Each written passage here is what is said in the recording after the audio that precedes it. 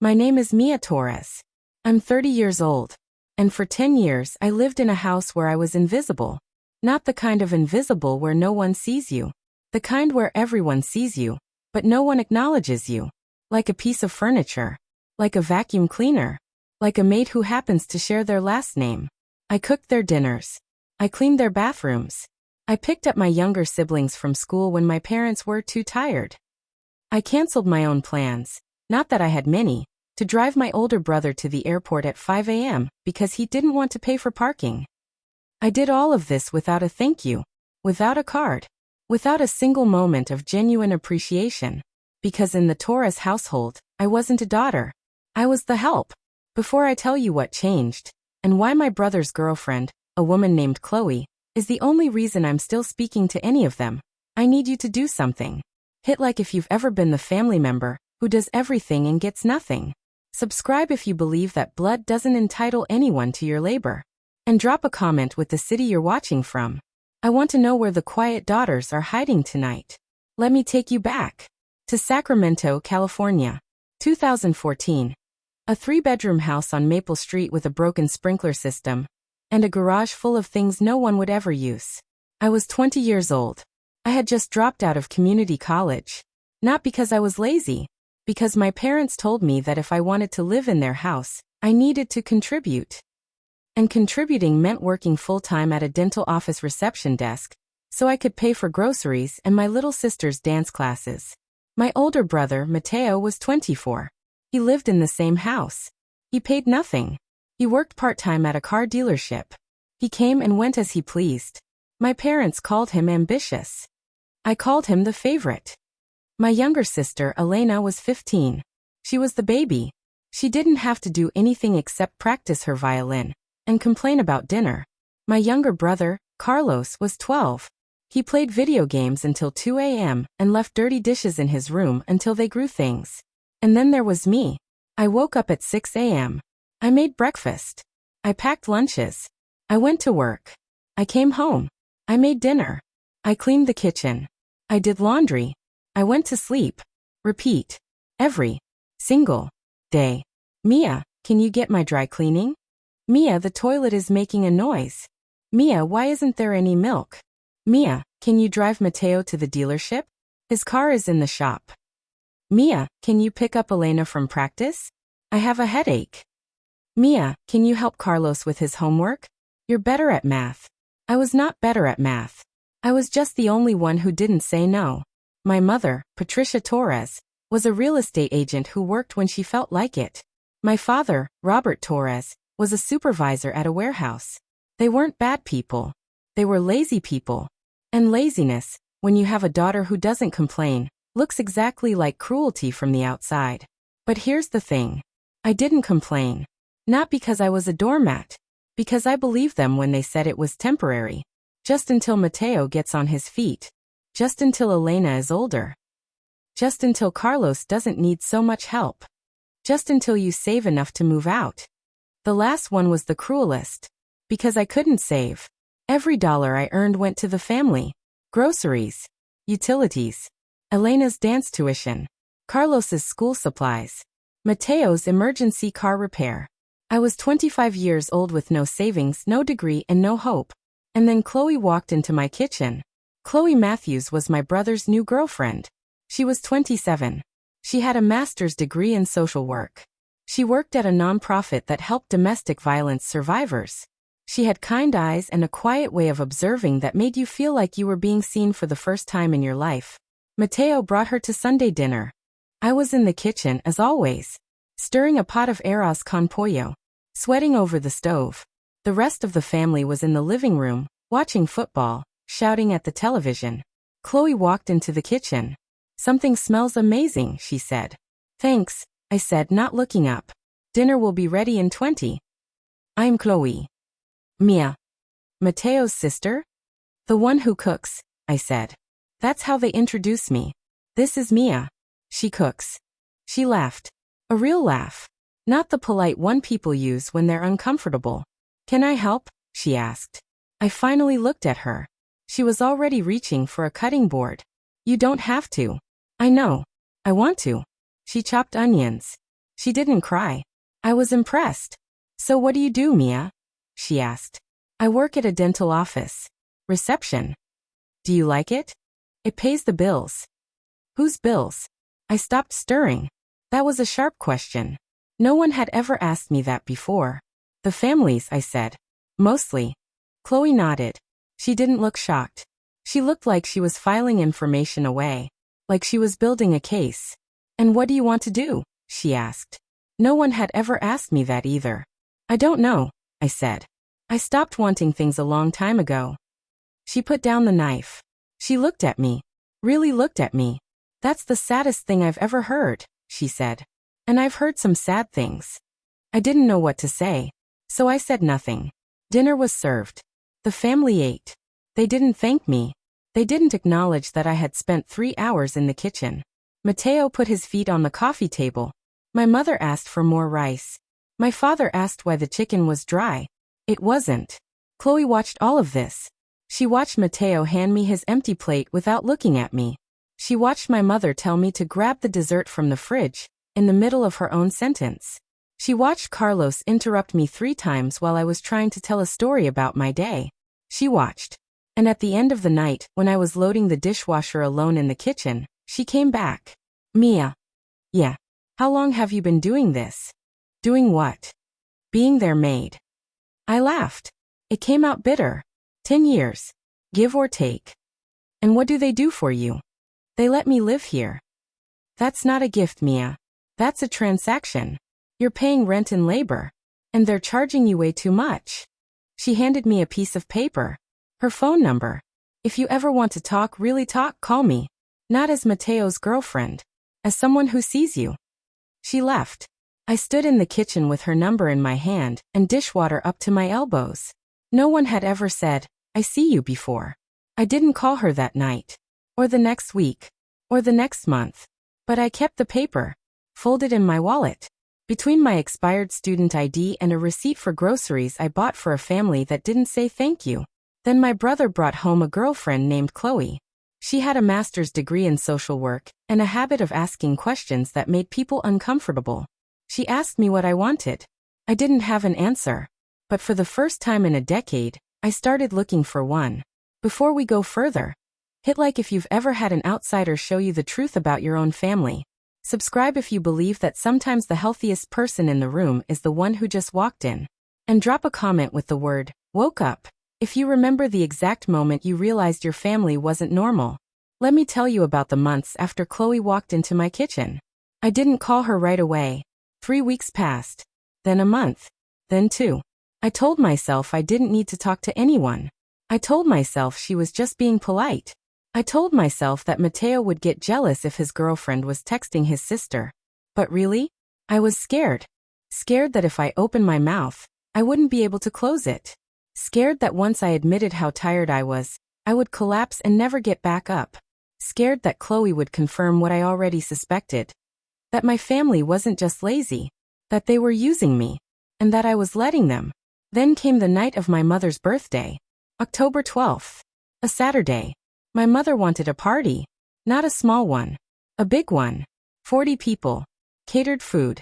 A rented tent in the backyard because she didn't want anyone to see the dying grass. Guess who planned it? Not my mother. Not my father. Not Mateo. Me. I ordered the food. I rented the tent. I bought the decorations. I cleaned the house from top to bottom. I made the playlist. I picked up the cake. I spent $847 of my own money. Money I had saved for a car repair. Because my mother said she would pay me back. She never paid me back. The party started at 6 p.m. By 5 p.m., I was in the shower, rushing, because I still had to set up the dessert table and light the candles. My phone rang. Mateo. Mia, where are you? Showering. I'll be down in 10. Can you pick up more ice? We're almost out.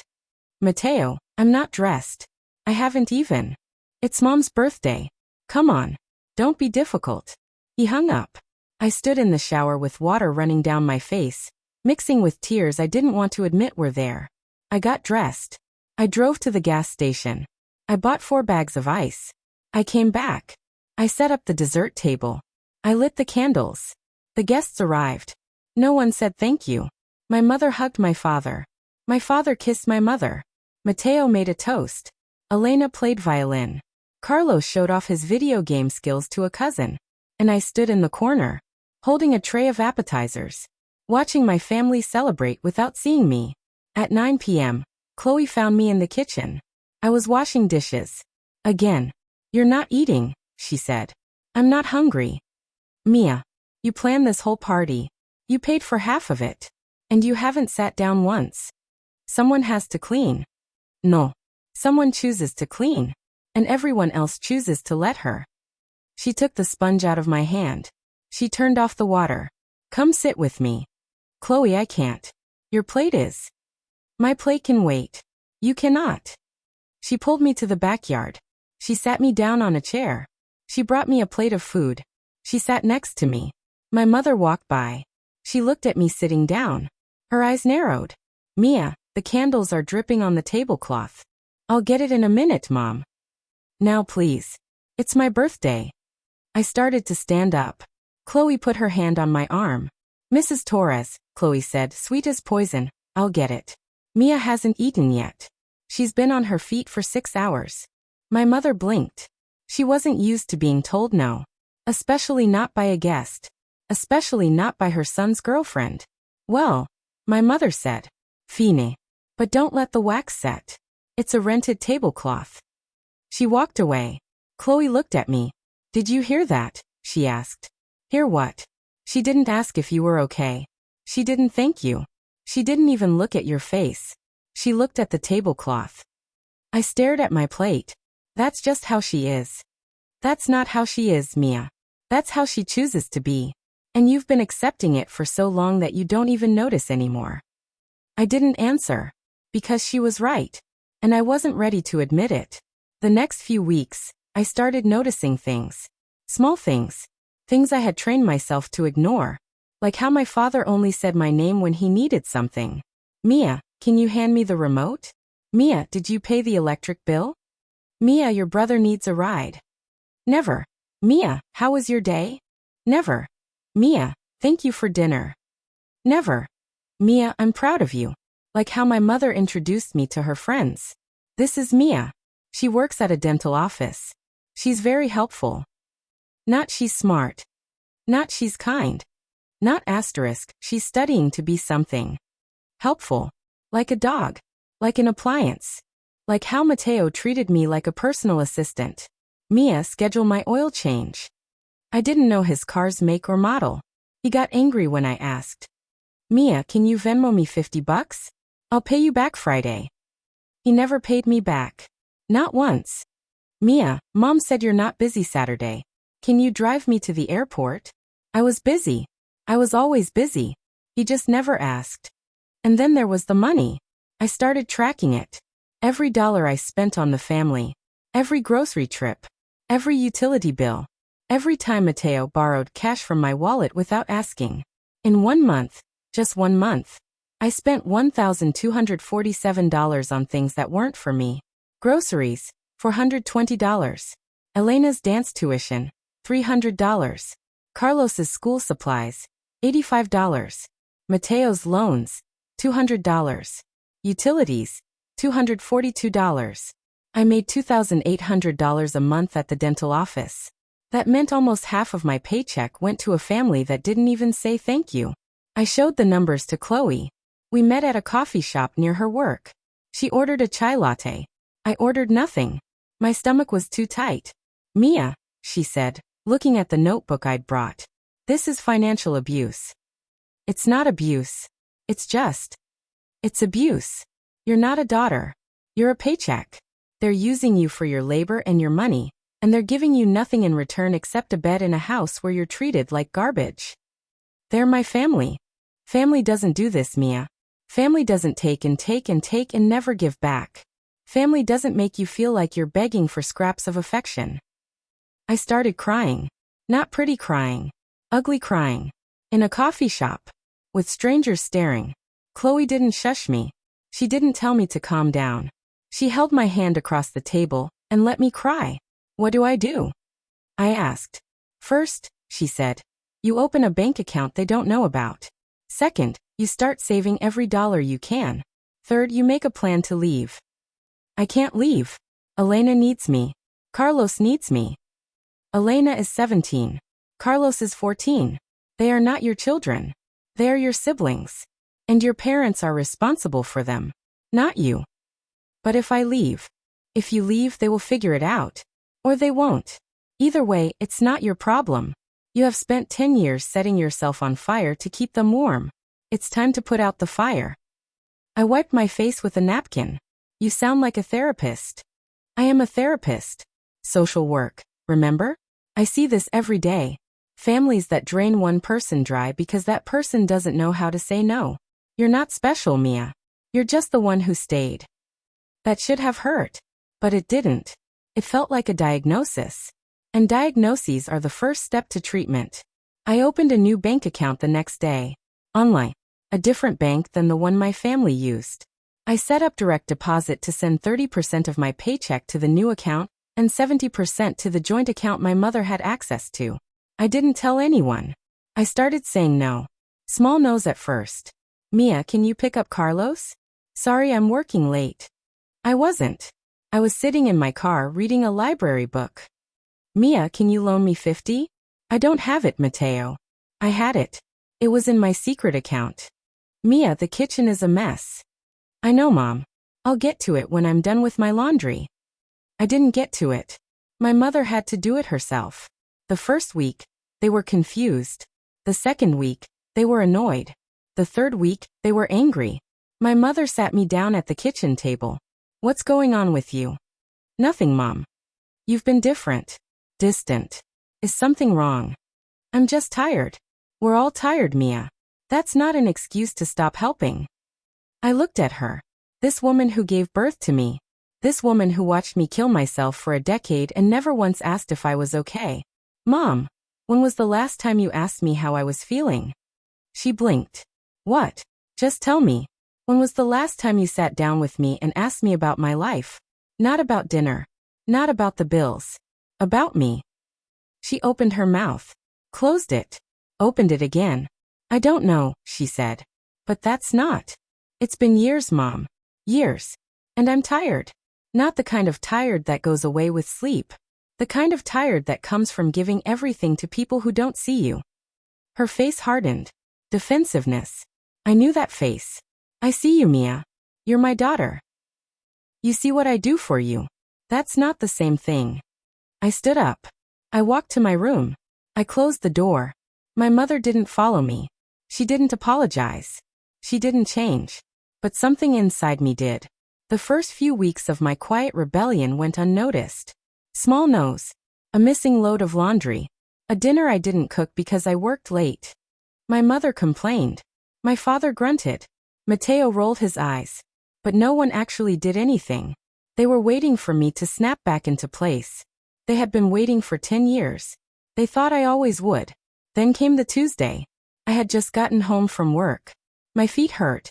My back ached. I walked into the kitchen and found a note on the counter in my mother's handwriting. Mia, Mateo needs a ride to the airport at 5 a.m. tomorrow. Don't forget. Also, Carlos has a doctor's appointment at 3. Pick him up from school. Mom. Not a request. Not a question. An instruction. No please. No thank you. No can you. Just orders. I stood there for a long time, holding that note. The kitchen was quiet. The house was empty. My mother was showing a house. My father was at work. Mateo was God knows where. Elena was at school.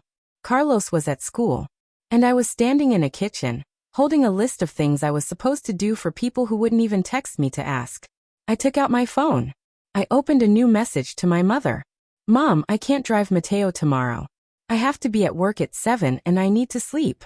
He can take an Uber or ask Dad. I stared at the message for 3 minutes. My thumb hovered over send. My heart was pounding. My mouth was dry. I was terrified.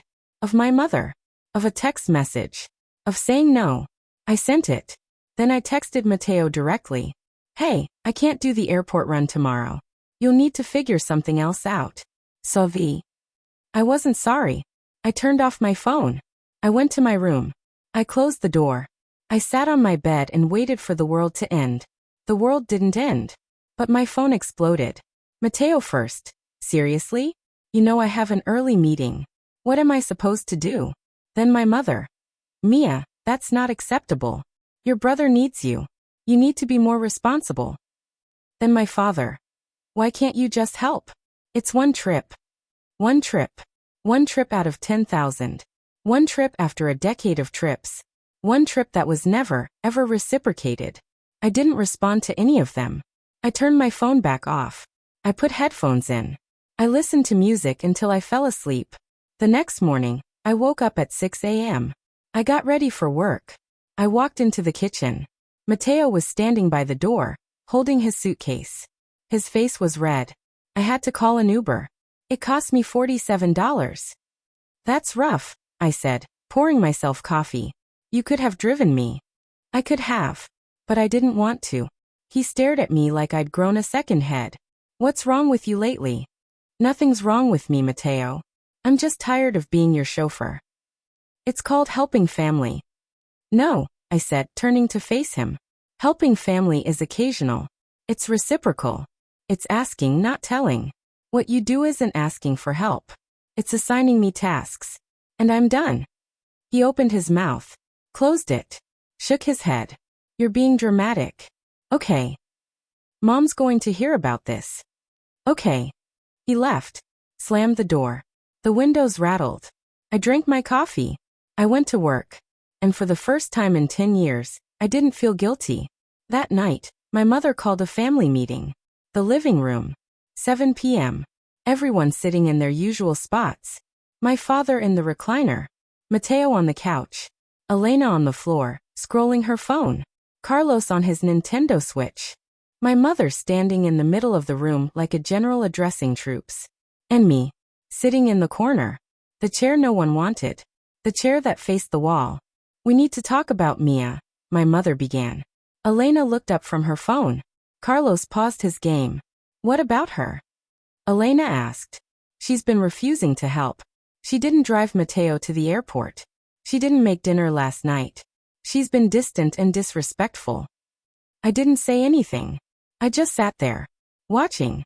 Mia, my mother said, turning to me. Do you have something to say? I do, I said. I'm not refusing to help. I'm refusing to be taken for granted. There's a difference. We don't take you for granted. Mom, when is the last time anyone in this room thanked me for anything? Silence. I'm serious, I continued. Name one time in the last month someone said thank you without me asking for it. Mateo looked at the ceiling. My father stared at his hands. Elena went back to her phone. Carlos looked confused. My mother's jaw tightened. We show gratitude in other ways. How? How do you show gratitude? Do you do my laundry? Do you cook my meals? Do you drive me anywhere? Do you ever do anything for me that isn't also for you? My father shifted in his recliner. Mia, that's enough. No, that. It's not enough. It's not nearly enough. 10 years. 10 years I've been the one holding this house together. I cook. I clean. I pay for things. I drive everyone everywhere. And what do I get? A chair in the corner. A family meeting where I'm the problem because I didn't want to wake up at 4 a.m. to drive Mateo to the airport. Mateo stood up. You're acting like a victim. You're not a victim, Mia. You're just doing your part. What's your part, Mateo? What do you do? He didn't have an answer. I'll wait, I said. I work. Part-time. At a dealership.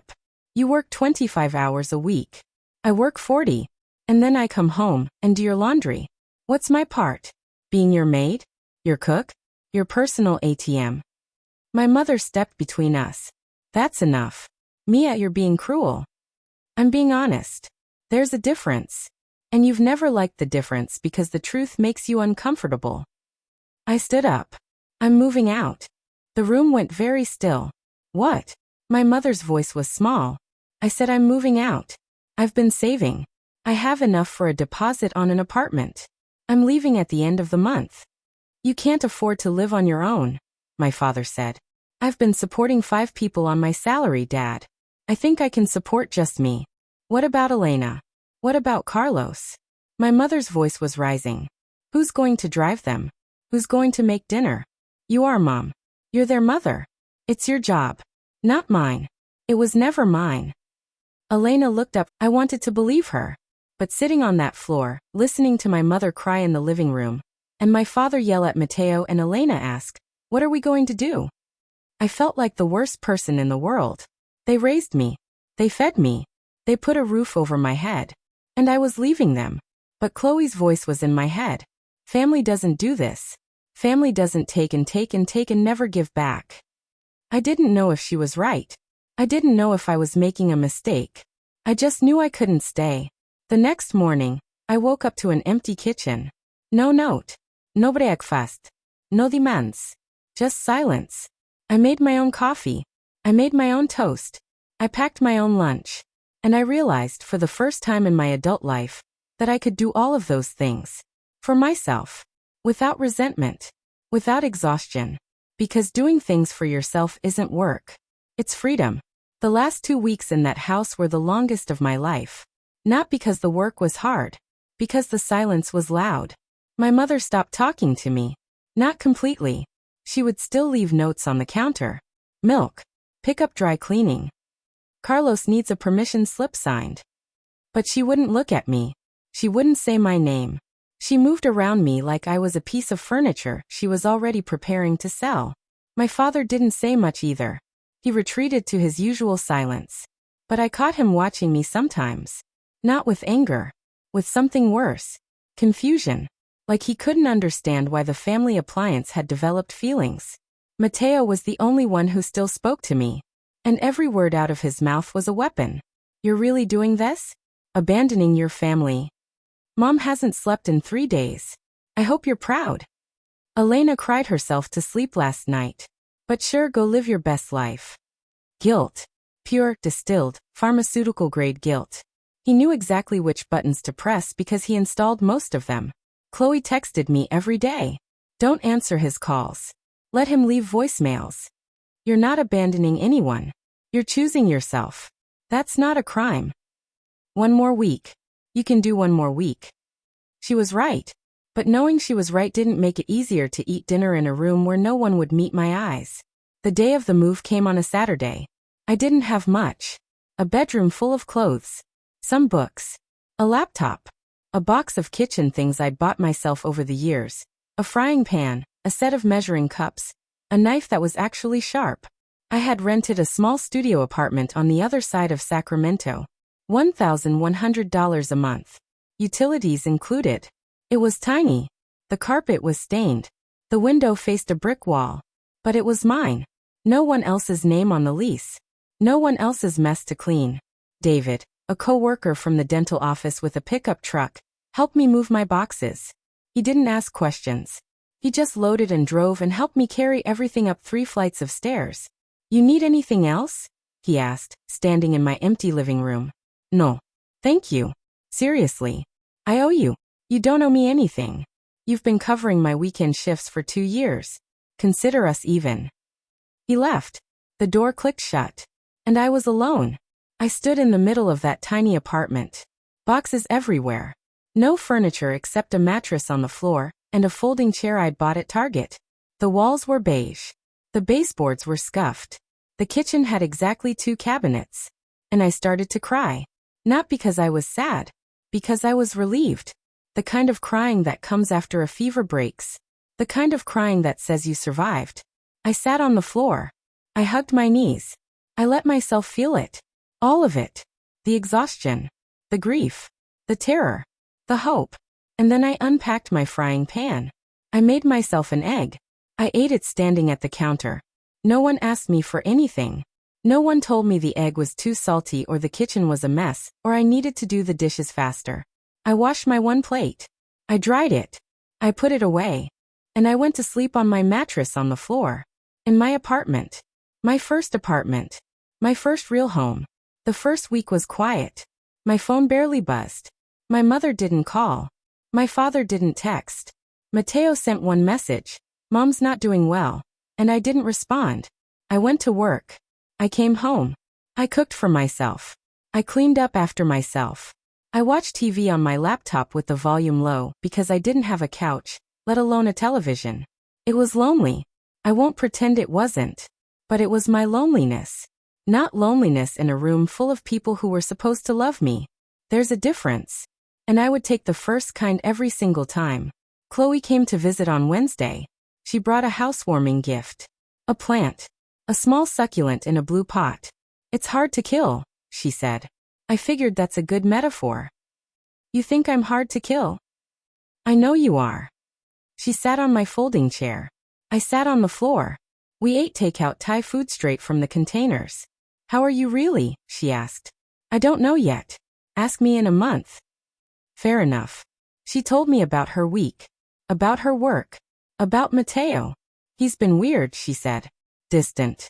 He keeps asking if I've talked to you. What do you tell him? The truth. That we talk. He doesn't like it. He's probably worried you'll take my side. I already have. She said it so simply. Like it was obvious. Like choosing between her boyfriend and his sister. Between the man who treated me like garbage and the woman who saw the truth. Was the easiest decision she'd ever made. Chloe, you don't have to. Mia, stop. I'm not choosing you against him. I'm choosing you because of who you are. If Mateo can't handle that, then he's not the person I thought he was. I didn't know what to say. No one had ever chosen me before. Not like that. Not without strings. Thank you, I said. Don't thank me. Just keep living. That's all I need from you. The second week, my mother called. I stared at the screen for a long time. Mom. The name I had saved in my phone a decade ago. The name that had never brought me anything except anxiety. I answered. Hello. Mia. Her voice was strange. Not angry. Not sad. Something in between. How are you? I'm fine. Mom. How are you? I'm Manajan. A pause. The kind of pause where you can hear someone trying to find the right words. Or trying to find the wrong words that sound right. Your father misses you. Does he? He doesn't say it. But I can tell. Mom, why are you calling? Another pause. Elena's birthday is next week. She wants you there. She told you that. She's your sister. Of course she wants you there. Mom, did Elena actually ask for me? Or are you asking for you? She didn't answer. That was my answer. I'll think about it, I said. But I'm not promising anything. Mia. I have to go. I'll call you later. I hung up. I didn't call her later. The third week, Mateo showed up at my apartment. I don't know how he found the address. Probably my mother. Probably the lease paperwork she found in my room after I left. He knocked at 8 p.m. I looked through the peephole. My heart dropped. I opened the door. How did you find me? Doesn't matter. He looked around. His eyes moved over the stained carpet, the brick wall view, the folding chair, the mattress on the floor. This is where you're living? He sounded disgusted. This is where I'm living. Mia, this is a dump. It's my dump. He stepped inside without asking. He stood in the middle of my living room like he was inspecting a crime scene. You could come home. Mom would let you have your old room back. I don't want my old room back. What do you want? I want you to leave. He turned to face me. His face was different. Softer. Almost vulnerable. I had never seen that look on him before. Mia, I'm sorry, okay? I'm sorry for how I treated you. I'm sorry for the airport thing. I'm sorry for everything. I stared at him. Did Chloe put you up to this? What? No. Did Mom tell you to come here and apologize so I would come back? No. I came because. Because what, Mateo? Because you miss me?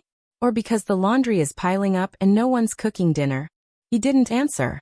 His eyes flicked away. Just for a second. But I saw it. Get out. Mia. Get out of my apartment. Now. He left. He didn't apologize again. He didn't say he loved me. He didn't ask how I was doing. He just left. And I locked the door behind him. And I leaned against it. And I didn't cry. Because I already knew. I had always known. He didn't miss me. He missed what I did for him. The fourth week, something shifted. I stopped waiting for the phone to ring. I stopped dreading the knock on the door. I stopped checking my mother's face for signs of approval in my imagination. I started living. I bought a couch. Used. From Facebook Marketplace. It was ugly. Brown. Smelled faintly of cigarette smoke. But I could sit on it. and lie on it, and fall asleep on it while watching movies on my laptop. I bought curtains. Blue. They made the brick wall less depressing. I started cooking again. Not for a family. For me. I made what I wanted. When I wanted. I ate it hot, straight from the stove, without waiting for anyone else to sit down. And I started thinking about the future. Not the future my family wanted for me. Not the future where I was their maid forever. My future. Chloe, I said one night on the phone. What if I went back to school? What kind of school? Community college. Finish my degree. Maybe transfer somewhere. I don't know. I want to do something. Be something. Not just answer phones at a dental office for the rest of my life. Then do it. It's been 10 years. I don't even remember how to write a paper. You'll remember. You're smart, Mia. You've always been smart. You just never had the time or energy to prove it because you were too busy taking care of everyone else. She was right. I applied that week. Online. To Sacramento City College. The same school I had dropped out of 10 years earlier. The acceptance email came 3 days later. Welcome back, Mia Torres. I printed it out. I taped it to my refrigerator. Right next to my plant. Right next to my life. 2 years passed. Not fast. Not slow. The way time passes when you're building something. That's not what this story is. It's not a redemption arc.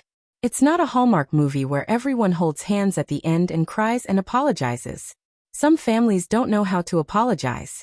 Some parents would rather lose a child than admit they were wrong. My mother never apologized. Not once. Not a real apology. Not the kind that starts with "I was wrong" and ends with "what can I do to fix it?" She sent texts. Thinking of you. Elena misses you. Your father's back is acting up. Never. I miss you. Never. I'm sorry. Never. I was wrong to treat you that way. My father called on my birthday.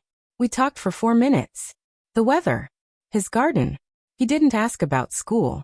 He didn't ask about my job. He didn't ask if I was happy. Mateo didn't call at all. Elena did. She was 19 now. In college. Studying nursing. She came to visit me sometimes. We would get lunch. Walk around the mall. Talk about her classes, her roommates, her new boyfriend. She never mentioned our parents.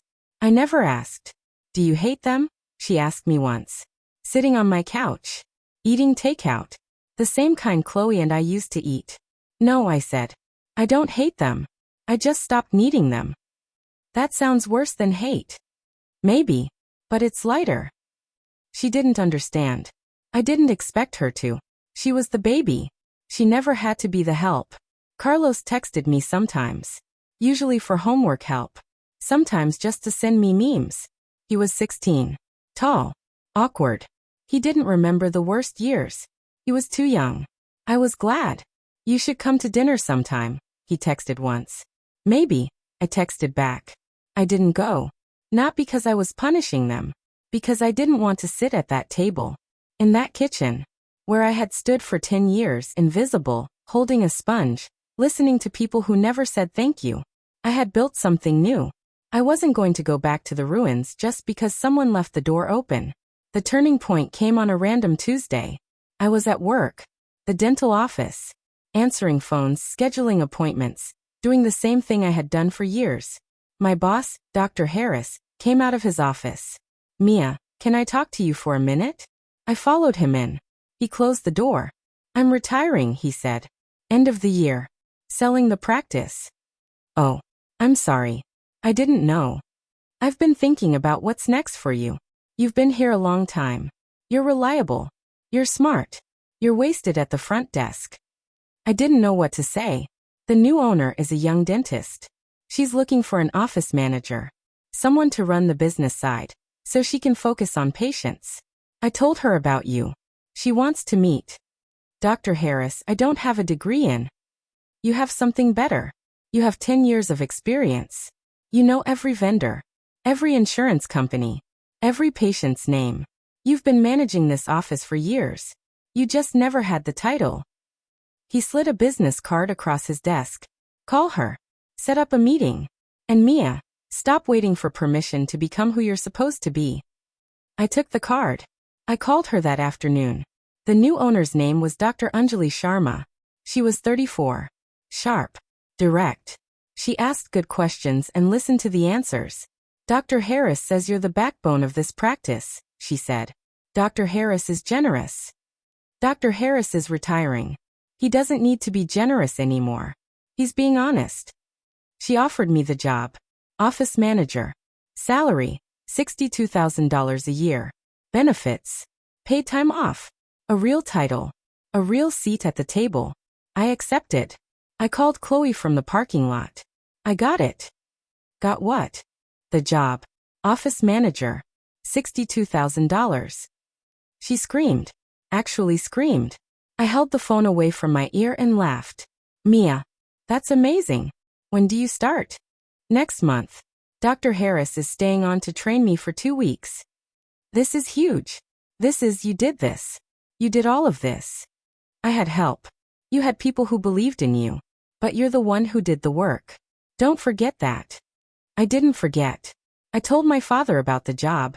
Not because I wanted his approval. Because I wanted him to know. I wanted him to sit with the knowledge that his invisible daughter had become someone. He was quiet on the phone. 62,000, he asked. Yes. That's more than I make. I know. Another silence. Your mother would want to know. You can tell her. You should tell her yourself.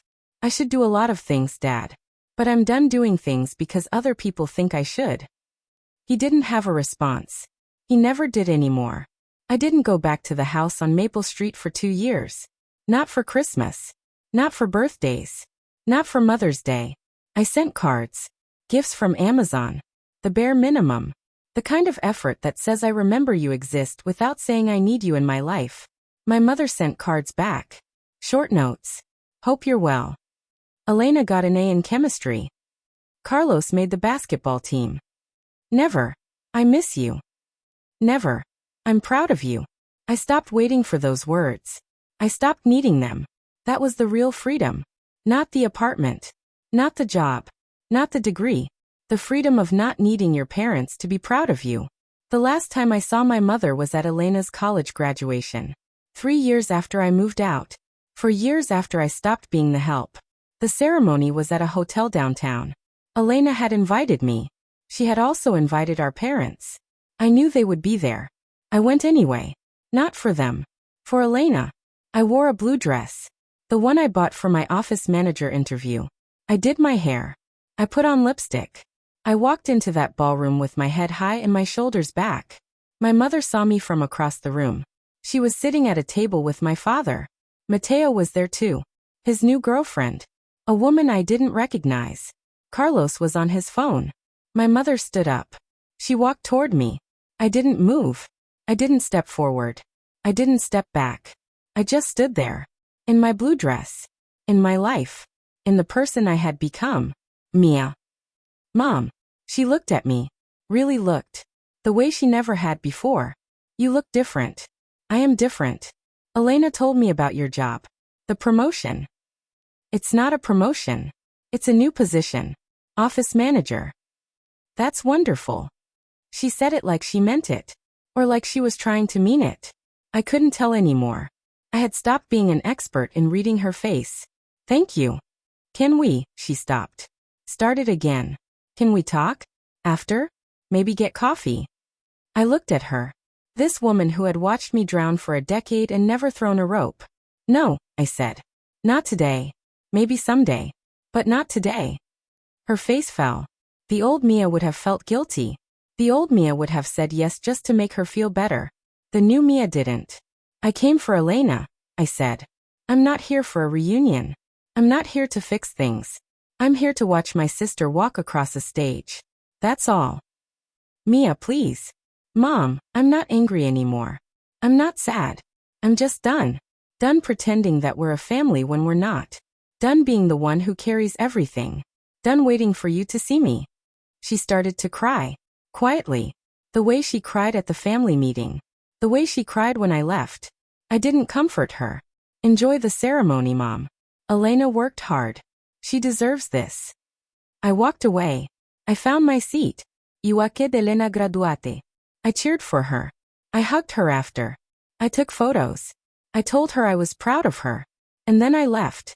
I didn't say goodbye to my mother. I didn't need to. That was 2 years ago. I'm 30 now. I have a career. I have friends. I have a therapist. I have a plant that refuses to die and a couch that doesn't smell like cigarettes and a window that faces a tree. I don't have a family. Not the way other people do. Not the way I wanted when I was 17 and hopeful and blind. But I have something better. I have myself. The person I built. The person no one else gets credit for. The person who survived 10 years of invisibility and came out the other side visible. Chloe and I still talk. She's engaged to Jess now. She asked me to be her maid of honor. You're the one who saw me. I told her. You're the one who let me, she said. Here's what I want you to know. If you're watching this and you see yourself in my story, the one who does everything, the one who never gets thanked, the one who is too tired to even be angry anymore. Hear me. You are not the help. You are not an appliance. You are not a paycheck. You are not invisible. You are a person. A whole person. With dreams and desires and a future that doesn't belong to anyone else. And you are allowed to leave. You are allowed to close the door. You are allowed to stop answering the phone. You are allowed to choose yourself. Even if your family doesn't understand. Even if they call you selfish.